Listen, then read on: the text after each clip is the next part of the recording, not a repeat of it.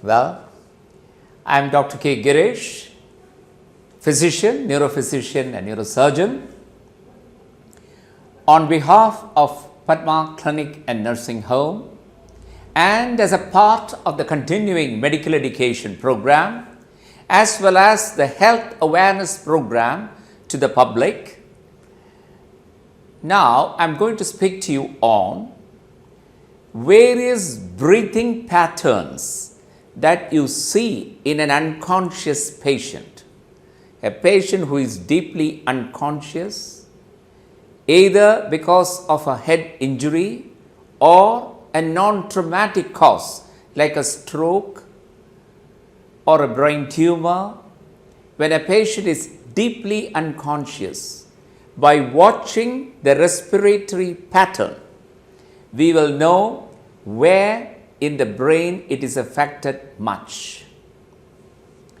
As you see in this picture, you can see very clearly the brain hemisphere. This is the whole brain hemisphere. And here you see the cerebellum. That means our coordination. If cerebellum doesn't acts well, we'll be doing like this. If cerebellum doesn't act, our hand becomes incoordinated. So this is the cerebellum, and this one, what you see here, is the brain stem. It is the size of an index finger.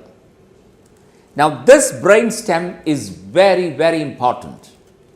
It contains a center for consciousness, center for respiration, center for controlling the blood pressure. All these things are located over here, the main center, with its connections all over the brain.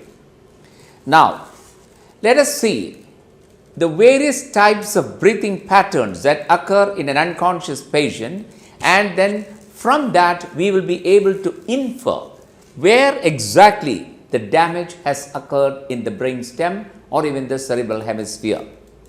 The first one is a Cheyne-Stokes respiration. Now, when you say a Cheyne-Stokes respiration,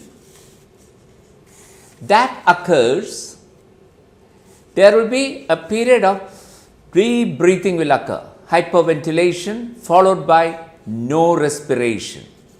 So, periods of hyperventilation, increased breathing with no breathing. That means deep cerebral hemisphere, the upper portion of the brain stem gets involved. This is called as a Cheyne-Stokes respiration. That means the uppermost portion of the brain stem or deep in this brain is getting involved. The next one is a central neurogenic hyperventilation. That means there will be deep hyperventilation, fast, slow, fast breathing will be occurring. He'll keep on breathing like this. That is central neurogenic hyperventilation.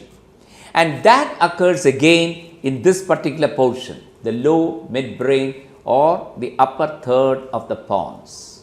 So, midbrain, pons and medulla. So, in the lower portion of midbrain or upper portion of the pons, you get the central neurogenic hyperventilation.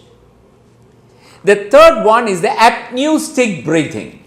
It is a prolonged respiratory cramp, a full inspiration, and then there will be a pause. A pause followed up, and there will be no breathing at all. And then again the patient breathes. That's called the apneustic breathing, and that occurs mainly again in the lower region of the pons or upper portion of the medulla. Cluster breathing, that means disorderly, irregular pauses. You don't have regular pauses and all, it will be highly irregular.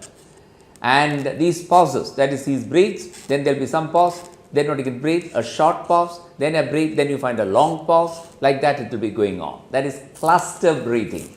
That means it will be lower pons or upper medulla. And the fifth one is the ataxic breathing. That means it is a completely irregular chaotic breathing. Deep and shallow breaths occur at random. That means they are knocking out the central portion of the medulla, which is the center for respiration. So, these are the various types of breathing that occurs when the brain stem gets involved, and these patients will have to be invariably be on ventilator. So, the Cheyne-Stokes respiration, the central neurogenic hyperventilation, the apneustic breathing, cluster breathing, and the ataxic breathing, and you can see the various wave patterns also in each one of these. So, these are the various types of breathing patterns which you see in a totally unconscious patient which has been affected either by a trauma or in a non-traumatic case like in a stroke, especially the posterior circulation stroke, or a case of a brain tumor or some other metabolic causes. The different types of breathing patterns that you will observe, and accordingly you will know where exactly which part of the brain or the brain stem gets affected. The breathing patterns are Cheyne-Stokes respiration, central neurogenic hyperventilation, apneustic breathing, cluster breathing, ataxic breathing. Cheyne-Stokes respiration is in fact a crescendo-decrescendo pattern. There will be hyperventilation, no response, and you find the lesion is in the uppermost portion of the midbrain.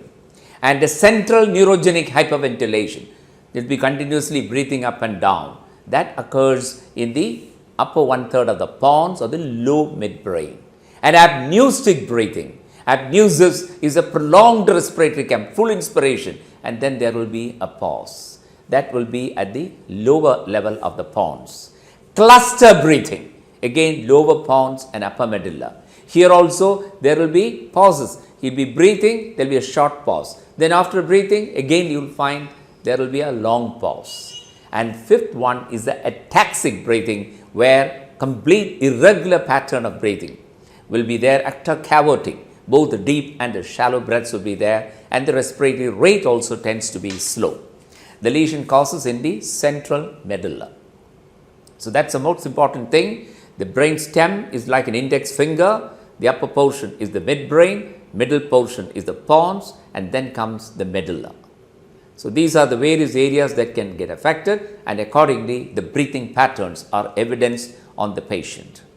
That is in brief on the various breathing patterns in a comatose patient and how to localize where, in which part of the brain or the brain stem it is affected. Thank you very much.